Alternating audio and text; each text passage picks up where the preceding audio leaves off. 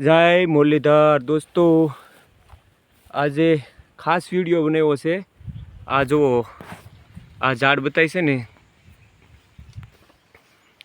આ ઝાડને અવન છવન કહેવામાં આવે. પણ મિત્રો, આ અવન છવન નથી, આ એકલું અવન છે. હારે બીજું ઝાડ ઉગ્યું હોય, એક તે બીબડાની અંદરથી બે ઝાડવા ઉગે, એને અવન છવન કહેવાય.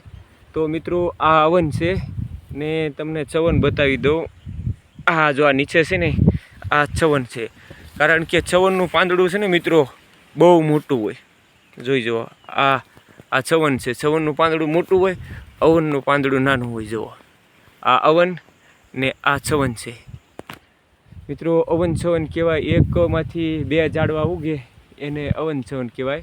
એક અવન છવનનું જે પાકી ગયેલો પેપો હોય, એ પક્ષી લઈને વયા જાય. પછી ગમે ના ખરે ના ગમે ના તમારા મિત્રો જોઈ જવાનું, એક જ તે એની અંદરથી એક ઝાડવું ઉગે અને એક જ તે હોય. કા અવન જ ઉગે, છવન તો 99% તાઈક ઉગ્યો હોય. કા અવન ઉગે કા છવન ઉગે, પણ બે એક હારે બે ઝાડવા ન ઉગે. એક દીની અંદરથી બે ઝાડવા ન ઉગે. અને આ ડુંગરની ઉપર બે એક હારે ઉગ્યા છે, અવન છવન.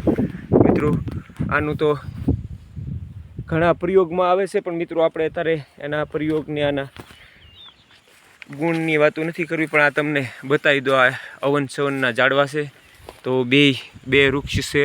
99% તમારા કોઈ પણ એવા વિસ્તારમાં એવો નહીં વિસ્તાર હોય કે અવન છવનના બે ઝાડવા હારે ઉગ્યા છે મિત્રો. જો આ અવન છે ને આ છવન છે મિત્રો. તો છવનના પાંદડા બહુ મોટા હોય છે ને મારું તો એવું માનવું છે. પછી તમારું મિત્રો કોઈ કોમેન્ટ કરજો તમારું શું માનવું છે. અવન છવન બે હારે ન ઉગે ને ઉગે તો બહુ ગુણવાળા ગણાય.